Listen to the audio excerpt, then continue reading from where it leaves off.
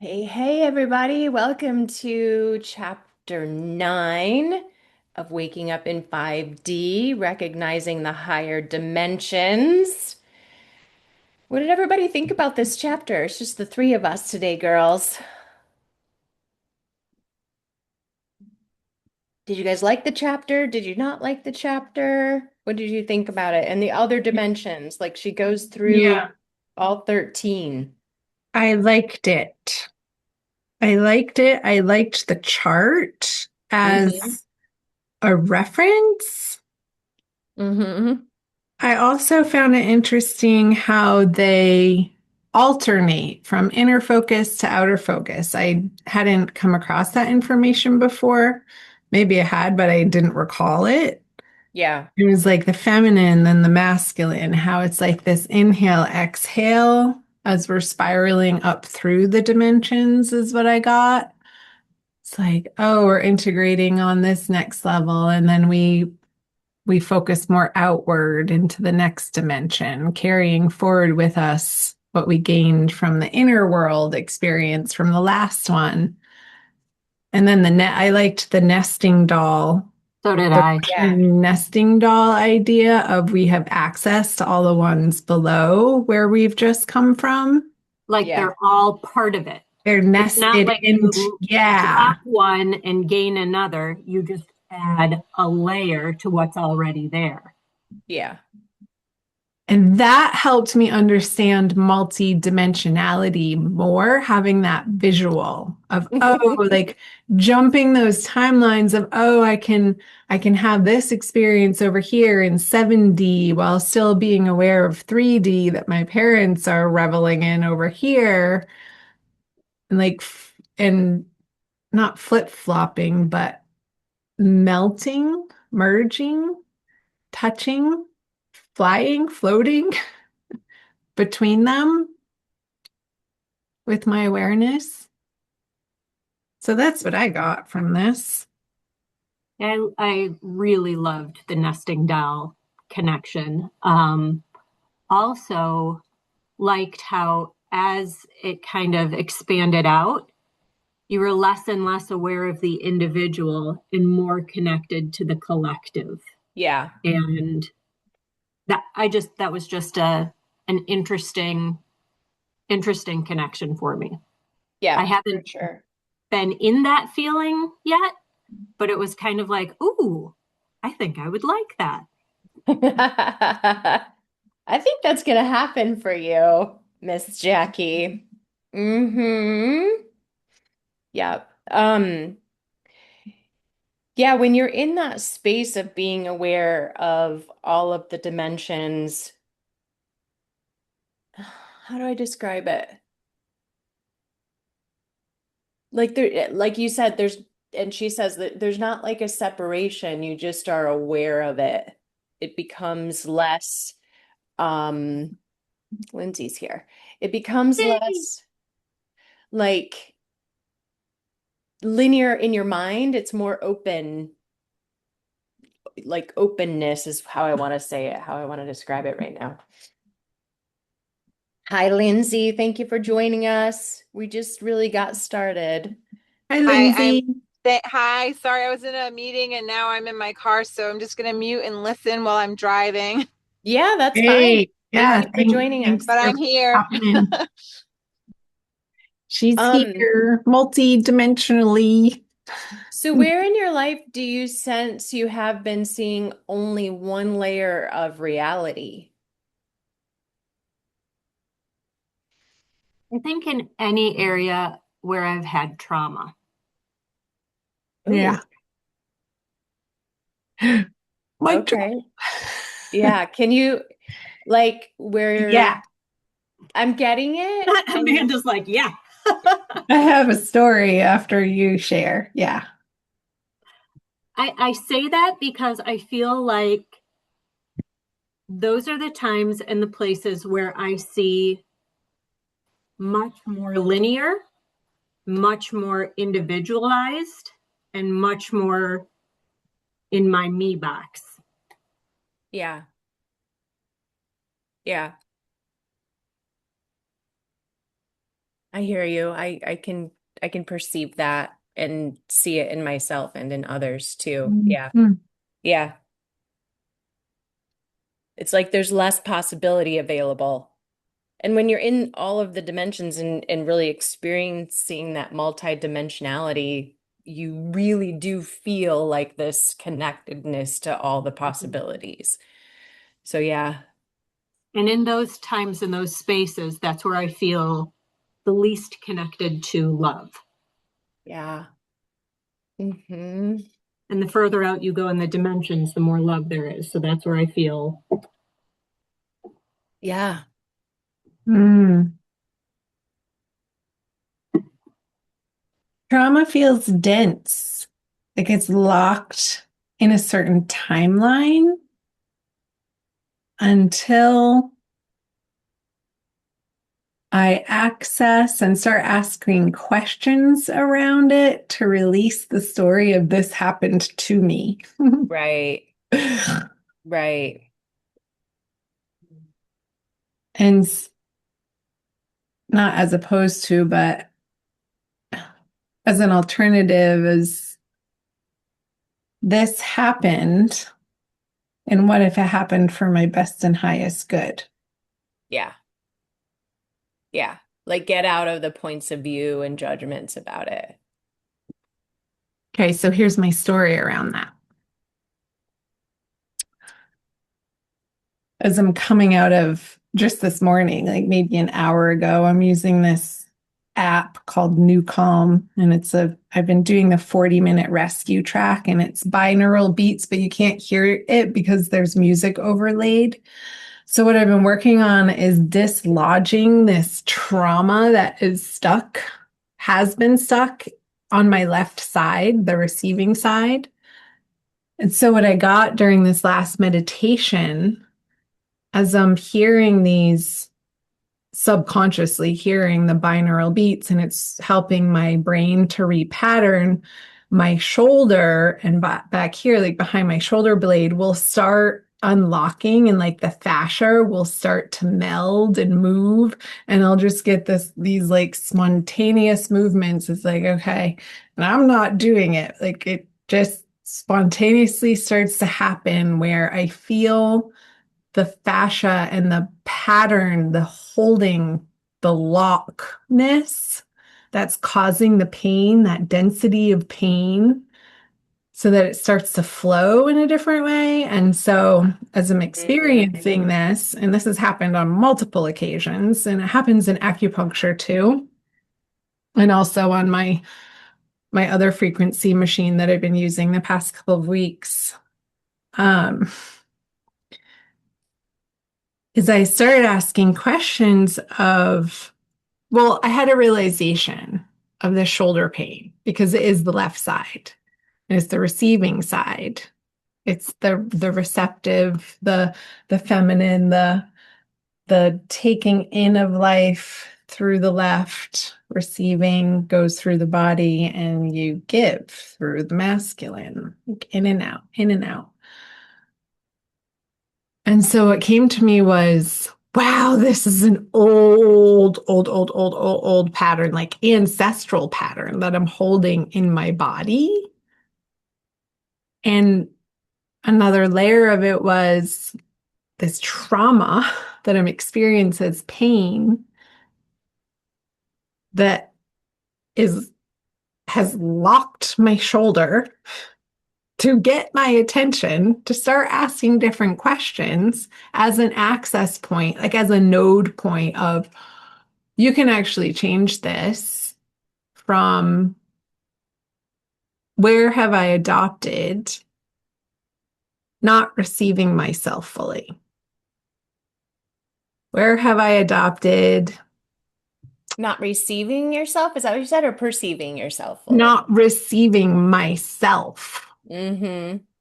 And how has that experience translated into me, my ego, wanting to control other people so that they get me in a certain way so I can be validated? Woo, girl. Yeah. and how it comes out as a need for others to hear me a certain way, to get me a certain way, to understand me a certain way, so I'm not misunderstood.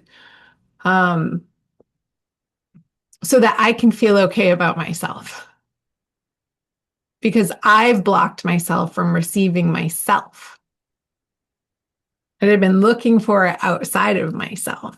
And she talks about that in this chapter too. So it was Yeah. perfect that I read it this morning, did the frequency plate, and then did the rescue 40-minute. It was like I was stacking it this morning. Whoa, it blew it open. Yeah. So that was cool. That's my little story about the locked shoulder of receiving myself and how much can we self-validate and how that loosens what we think we need to control on the outside, including other people and their choices on their journey. Like, give Hmm. it the fuck up, Amanda. Blech. It hasn't been fun. No. Yeah. And I got like, ew, how are people receiving me when I want them to be different around me? Because if I can't receive myself as I am, then that's my capacity. I can't receive others as they are. And it loops me in this pattern of control. Yeah. Keeps you stuck. This needs to be, keeps me stuck. This needs to be different for me to be comfortable. Yeah. It was a lot. It was like,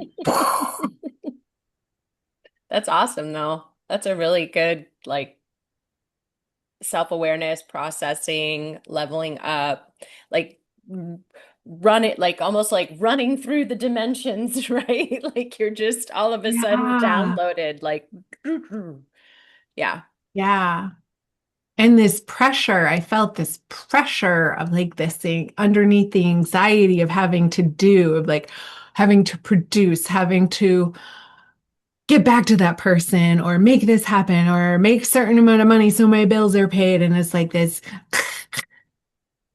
that I'm up against that's like running under the surface all the time, this low grade stress of not funness. Like, stop the madness now. Yeah. Yeah. Stop taking it so seriously. Hmm.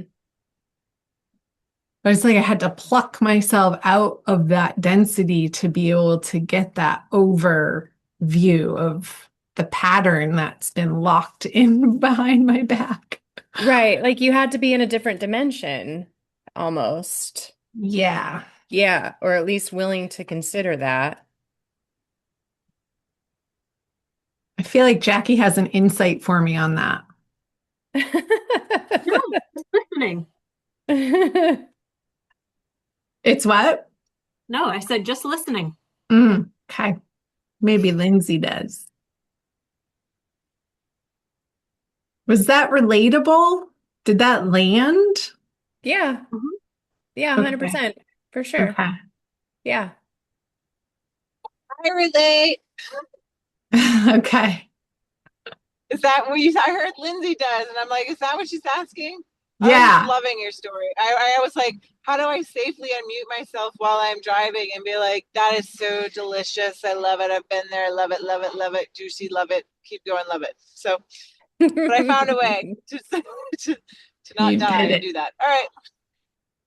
Yeah, it's almost like the grace that you can receive in when she's talking about like even just in 5D, that spaciousness and like you said, like the letting go and the releasing and the relaxation of it when you're practicing these methods and when this becomes more of a lifestyle for you,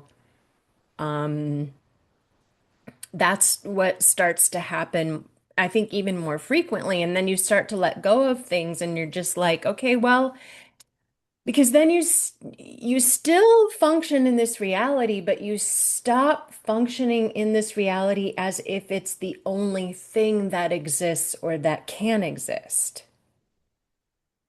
And so then you start to expand and like the nestled doll things, I think almost I see it as myself, right? Like there was that me that existed a long time ago, and then there was the me that expanded and grew from there and evolved from there, and then there's the me that got to the next layer, like the 3D layer, and then there was the me that was the 4D layer and going up and down, and then there's the me that's like the 5D layer where I live most of the time because it became my lifestyle and it became who I am and what I want to do and who I want to surround myself with and the conversations that I want to have.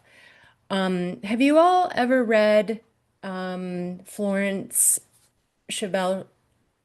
I think it's Chevelle Shin, Florence Shin. Um, she talks about how she stopped surrounding herself with people that didn't want to have like those godlike conversations. Like they just kept wanting to complain and they kept wanting to stay in their old habits and their old patterns and their old beliefs. And they never really wanted to have something more spacious around that. And Amanda, with what you're saying, I think too, what I've seen for you is you've also been around more people lately, which is what you were asking for, but you've been around more people lately who live in that more expansive expansion point of view all the time. And so that's like we all have this energetic footprint. And when we're around each other, I think even in these calls, like I know the book is coming to an end in a couple of weeks, and I'll probably then offer something else because coming together for me once a week and sharing conversation and topics and talking about these kinds of things really helps me stay in the flow or the groove of it. And you've been around people now that are talking about, the energy medicine and grounding parties that you're having. And then there's no Mm. you're not then you have more of those conversations in your normal more of the time.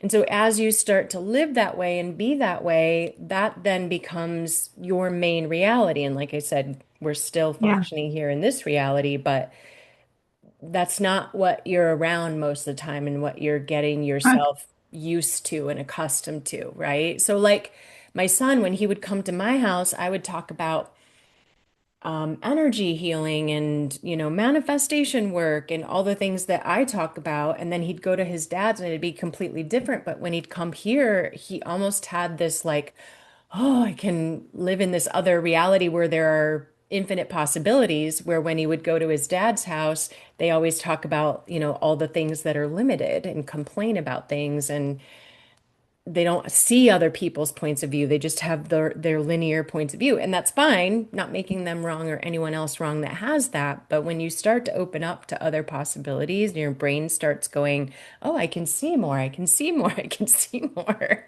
It makes it different. And so yeah, the downloads come in and then you unwind all that your body, like you really have to bring your body with you. It's so important. Our bodies, I'm writing a chapter in a book right now, in a manual for the alignment method, and the body is like one of the main pillars to me of leveling up. Like we have these bodies, and I don't think that we even have an idea of what our bodies are capable of. So, if we were to explore that more, and then also to understand that as you're going through these dimensions and as you're leveling up and as you're reading things like this and you're practicing different things, bring your body with you. Like it's going to change too. Like on a cellular level, your body's going to start to change because your energy's changing, your mind is changing, your existence, your beingness is changing. So this physical form, it makes sense that it would change too, right? I don't know. Probably also because the choices that you're making are going to be different. Like Amanda, a few weeks ago, you talked about wearing different kinds of fabrics. And I think we've talked on these calls about what we eat and how we eat. And, I think it automatically, organically a little bit just changes. Yeah, So, I have yeah. not been watching the Today Show very often in the morning anymore. Yeah. Interesting. Yeah, your patterns, your habits change, right? Like less of that stuff becomes important to you. It can be interesting, and sometimes I find it entertaining and fun, but yeah, stuff like that, Jackie, for sure. For sure. Yeah, I've stopped playing my little phone game, Royal Match, that I was spending hours on this winter. Yeah. So that kind of leads into the next question that I have on the participant guide. It says, what relationships, media habits, environments, or patterns make you feel cloudy, contracted, or confused?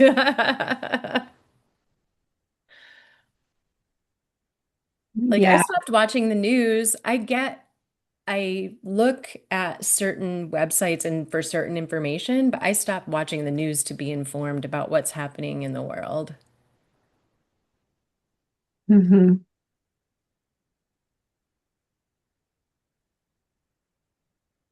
Yeah, my parents will have it on. Sometimes I'll hear it. And then certain movies they watch, I've just become aware of how sensitive I am to sound, Mm, the vibration of sound and the resonance of different frequencies. I really am all about curating my frequency experience right now, whether yeah. that be the clothes I wear, and this, yes, is 100% cotton. Um, Yeah, and not playing my game and holding my phone, lying back on my bed, and how much of that pattern has locked my arm in this certain pain pattern for the past year. It's like, oh, actually won't let me do it anymore because within 5 minutes it will start to ache and it will scream at me. It's like, nope, okay, get to change that. Go for a walk, do something Yeah. different, switch it up, change it up. Um, yeah, I don't find it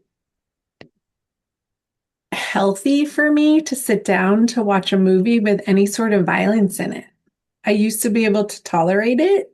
Mm, hmm. I feel like my sensitivity level to that, and I'm like, nope, this is garbage. I do not need to see it. I do not need to hear it.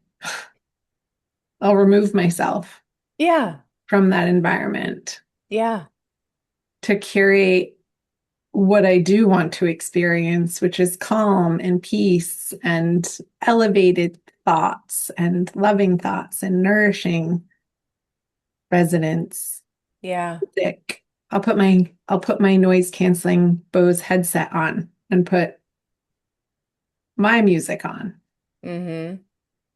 And it changes my experience like that. Yeah, it's almost like I don't know if any of you have it sounds like this is what you're talking about too, Amanda, but I don't know if any of you have noticed this since we've started this book club, but I'm getting very clear about what my boundaries are, like what I'll expose myself to or tolerate and I've been very willing to say my truth or ask questions that may not be perceived as very, what do I want to say? Like, I'm not trying to upset someone, but I'm willing to say, hey, the energy around this is really weird. What do you mean by that? Like, do you not want to do it anymore? Or what's going on? So it's like asking direct. I'm willing to be more direct. And not that I'm trying to upset anybody, but I'm not willing to be uncomfortable anymore in those ways. Like, I don't have to be a doormat. And I'm getting more and more clear about that. So, like you said, Amanda, like leaving a room when there's just violence and noise on the TV, or just when other people are saying things or doing things, being willing to bring it up and say it more directly to have that care and kindness for yourself. Again, not to upset somebody else, but just to have clarity or just to say, hey, did you really mean this when you said that? Or I don't like it when you take my choice away. So could you please ask me before you do that? You know?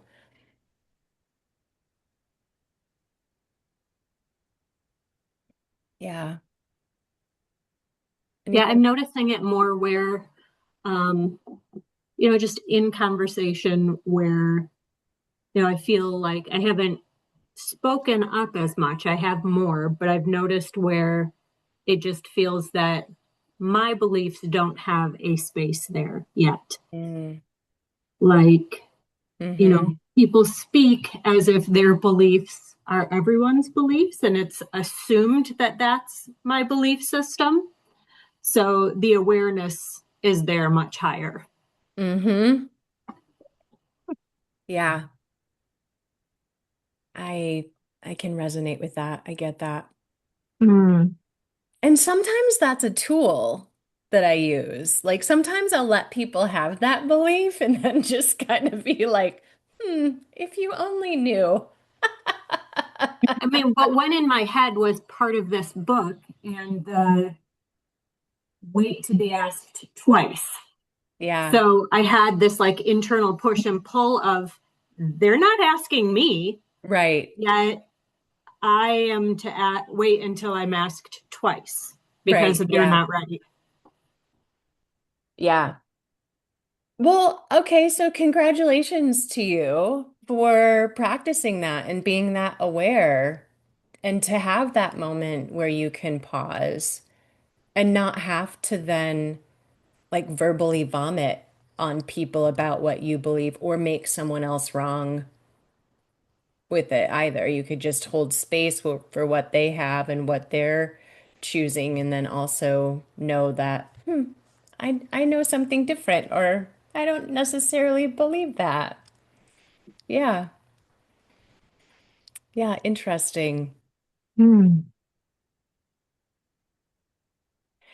Um, how do you respond now when you cannot immediately explain what you're perceiving?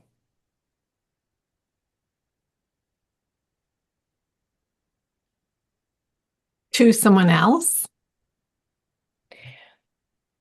Well, like maybe to yourself is how I kind of was getting that question. Like, so for instance, when something happens to me now,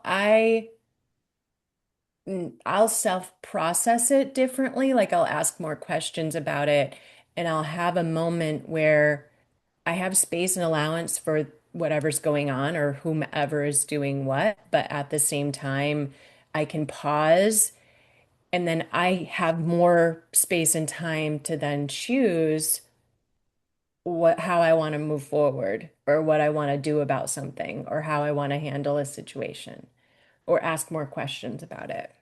Mhm. Because sometimes stuff does come up for me and I'm like, what are all the layers in that? Like, it's almost like how many nested dolls of things are going on right now with that person or with that thing, right? And sometimes I don't always get to the perception that I want to have with it. Like there's layers of it. There's something there. There's something there. There's something there. I think you just said it. You said what's going on here. Yeah. And early on in the book, that was one of the phrases that was given out as when you don't know, don't try to solve it, don't try to create meaning, ask Yeah. internally what's going on here Yeah. and ask expecting an answer. Right. And I think I've also learned that like when the answer doesn't come immediately, that sometimes I have to wait. And I'm not always very practiced at being gracefully patient. But, Mm. it's like, okay, I have to wait for that, or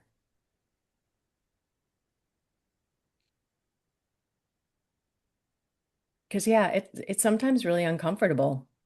Mm.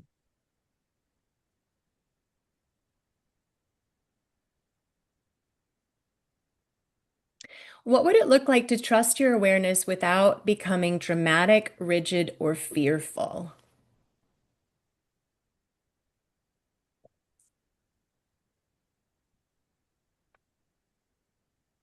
Again, I'm going to go back to Amanda, like in what context?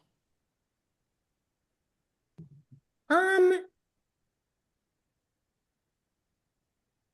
I guess I think it's just in everything. Like I've been practicing, and I think I mentioned this a couple calls ago, but I've been practicing like extreme presence and extreme awareness with myself lately, where even when I'm walking up the stairs and I noticed that earlier that morning, I may have like put my belt on the stairway to take up to my bedroom or something. And it's like, oh, grab that. Like I'm allowing my awareness to kind of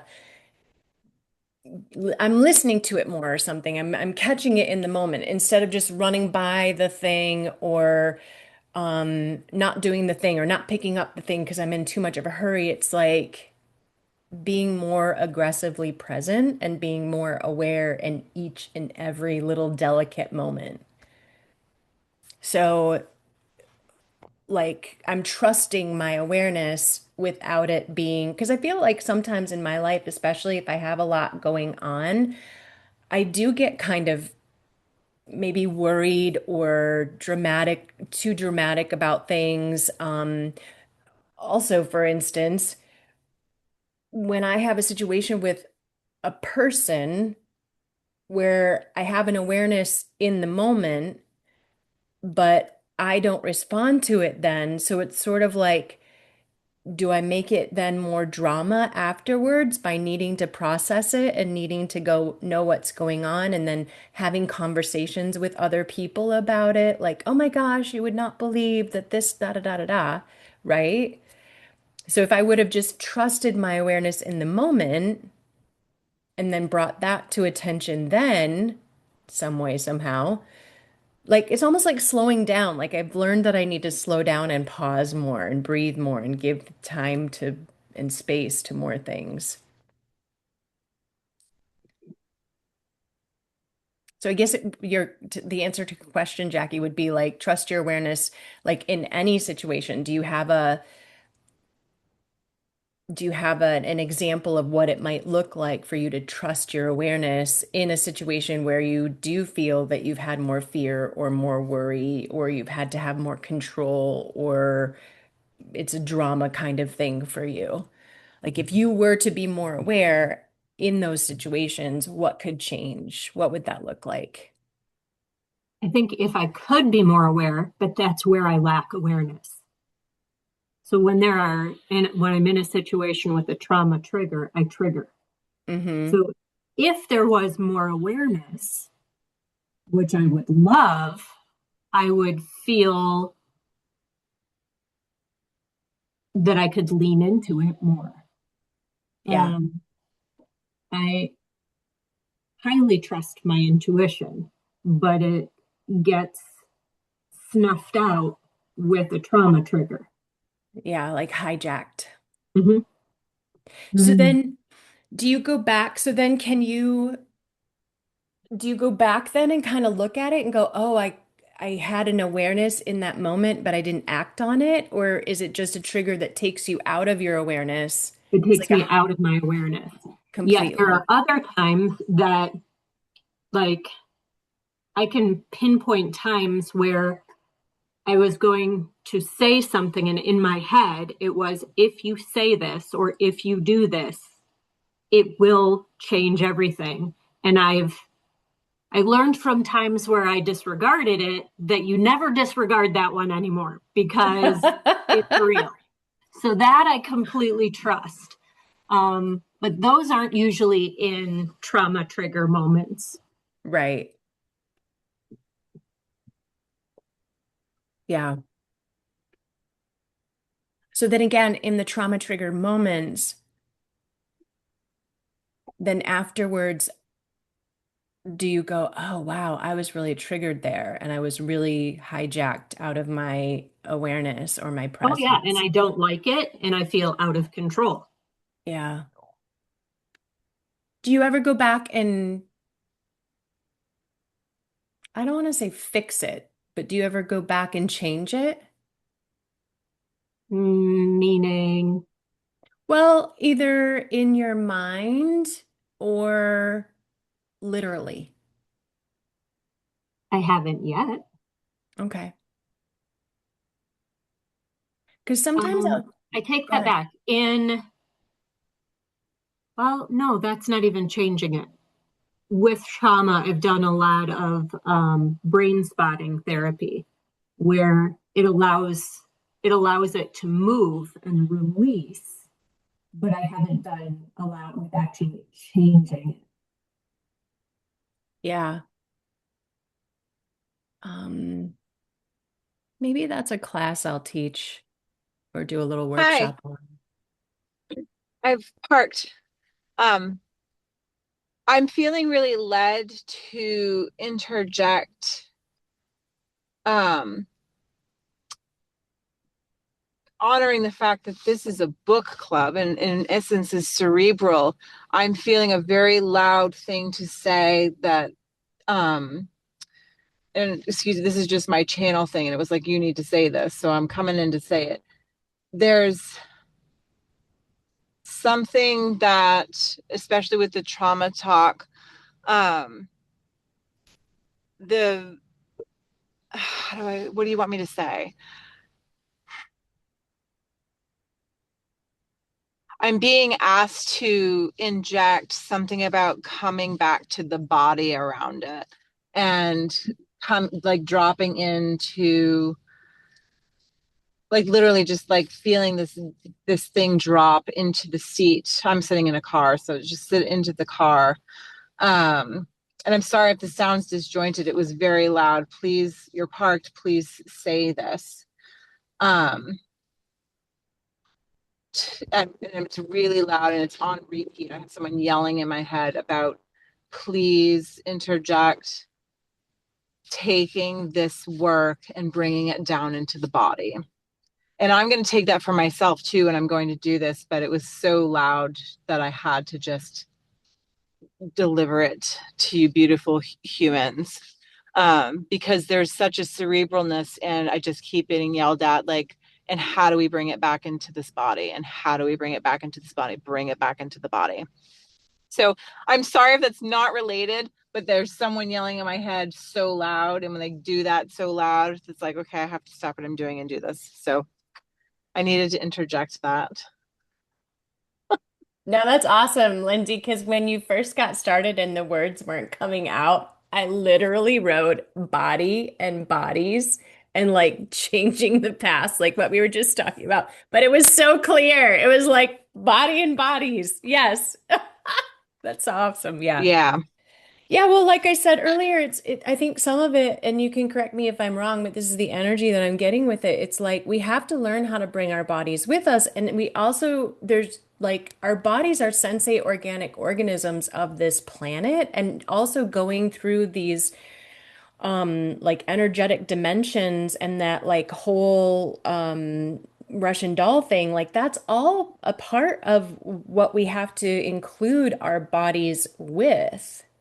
And so, yes, definitely dropping into the body and being aware of the body and how that then is changing like the molecules and the space and the feeling with the body and the being with the body, like more ease. Like you can have the more you go into other dimensions, the more ease you can also have with your body.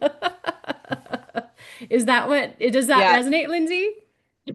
It does, and there's also I thank you for saying that because it helps like coagulate. Like I just left osteopathy. I alluded to the fact that I had a massive loss last week, and the spiritual implications of that will be reverberating for decades. I'm so aware of, and my own try like wanting to make it like almost bypass the body experience, and then it Mm, requiring me to not bypass the body because I've done so much healing and loosening my grip, like taking my hands off, like literally doing that release of the hands and surrender was a loud thing. As I was listening to you guys talk, I just could feel what this surrender that I had to go through and how it's so funny that she said the Russian nesting dolls. I had another teacher in my life who mentioned Russian nesting dolls, and my daughter has these ducky Russian nesting dolls on the bed right now that are just all just torn apart. And there's something really deep here about, because I go in and I come out and I go in and I come out of all these dimensions. It was really cool to watch, like to read about her have these layers. And I could get cerebral about it, but then they remind me to come back to my body and just let go, and that what comes in will come in, and what I don't need will go out. And trying to hold it in my physical body, the understanding and the forcing around it creates a sensation of pain, or like I just had tension released. But yeah, anyway, I'm gonna stop. No, it's good. Thank you. All of that is very much, I think, even maybe a little bit of what she doesn't touch on here. Like, I don't know that she goes into that so much here. So, yeah, I hear you and thank you for bringing that energy and those words to this as well. Does anyone else have anything they want to share or add to that?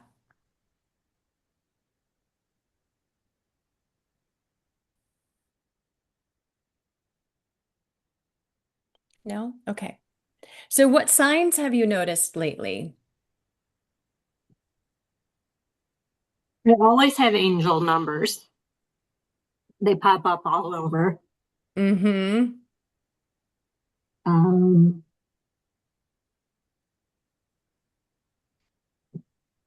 I don't know.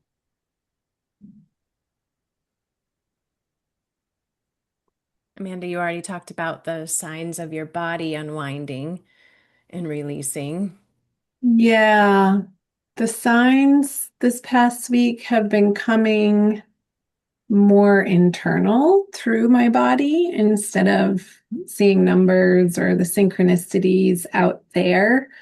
It's more my body going on high volume of slow the fuck down.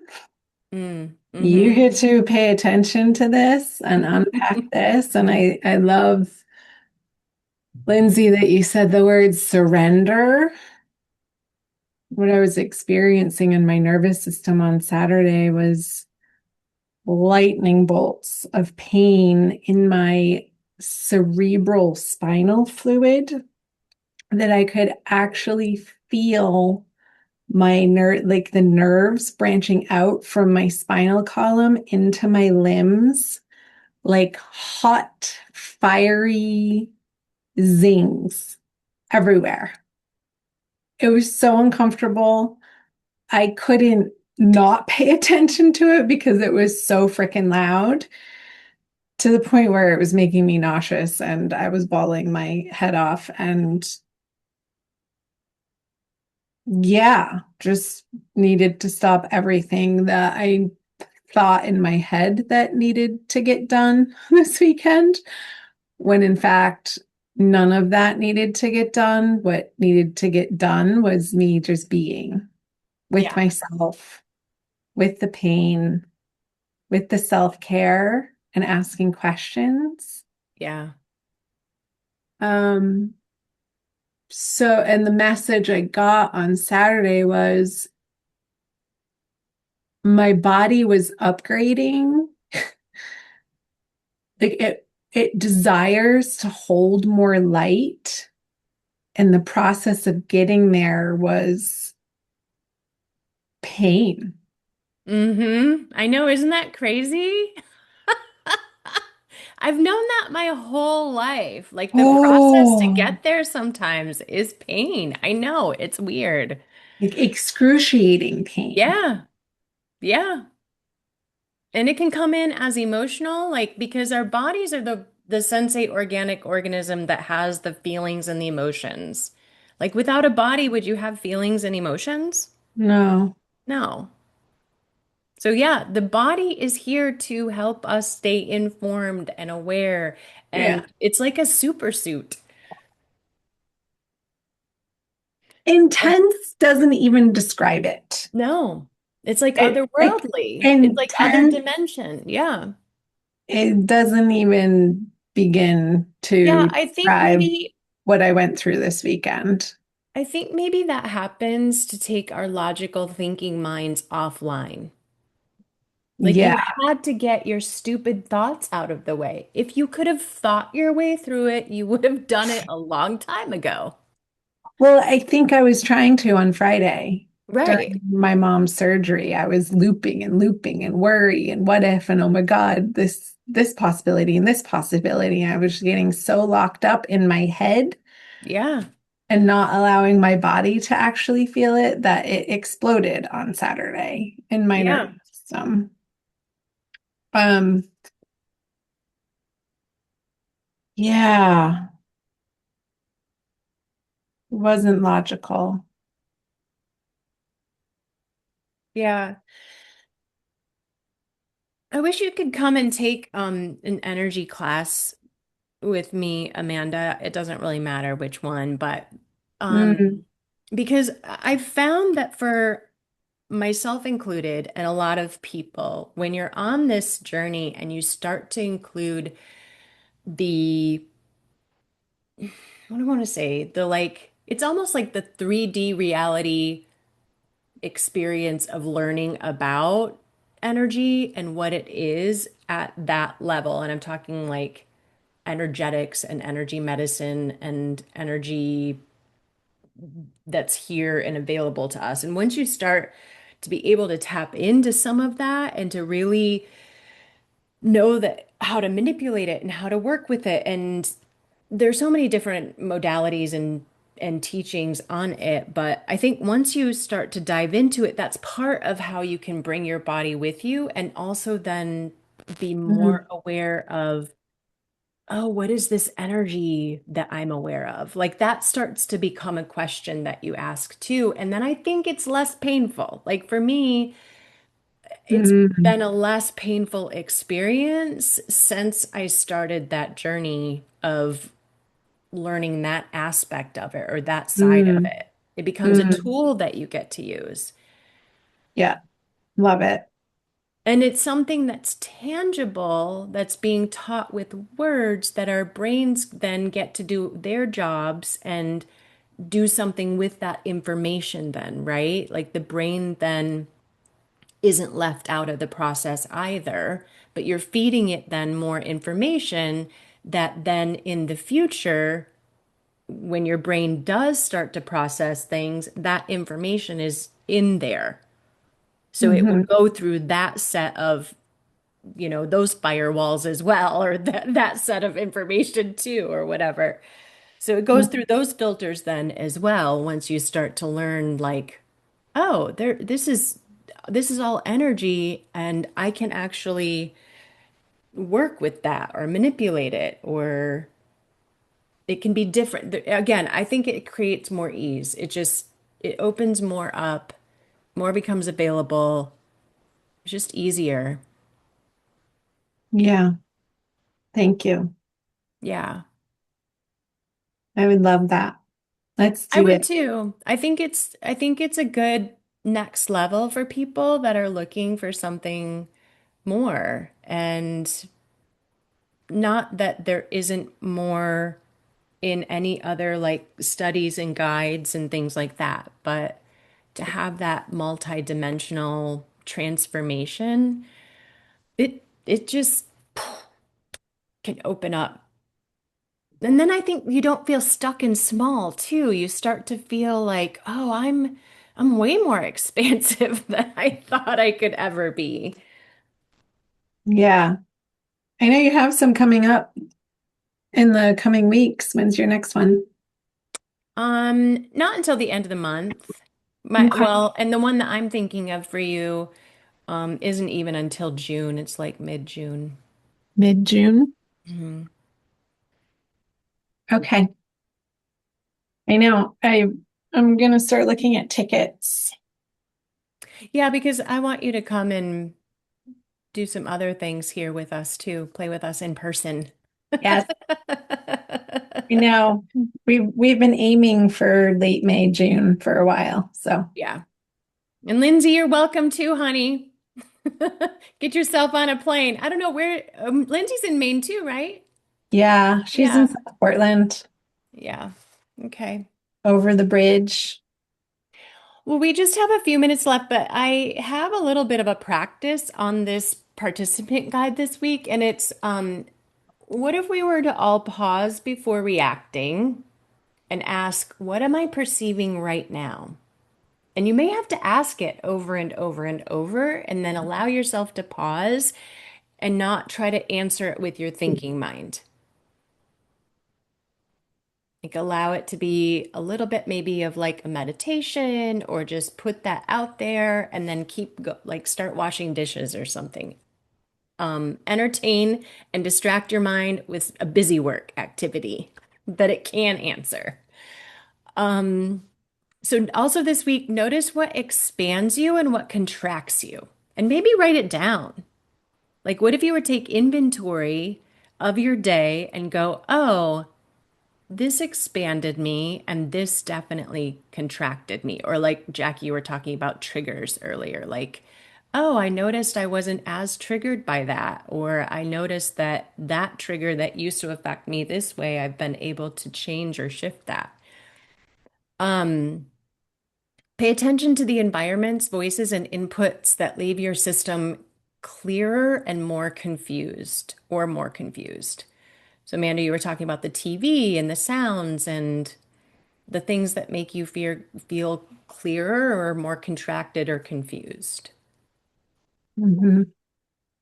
And then I said journal each day about your awarenesses. And I've done this practice for a while. I don't do it so much anymore, but maybe I'll pick it back up again where at the end of the night I would write down, okay, what am I aware of? What was I aware of today? What kind of, again, do like an inventory of your awarenesses and your perceptions and what you're perceiving. And always stay grounded, right? Like go outside, take a walk. I know I've been walking outside quite a bit lately, and it's been really, really, really doing something for me and my body just to be taking more walks and getting outside. And even in the rain, like I've been taking walks just to be feeling the earth and everything that's happening and going on here. And without my phone, like I'll leave my phone at home and go for a walk.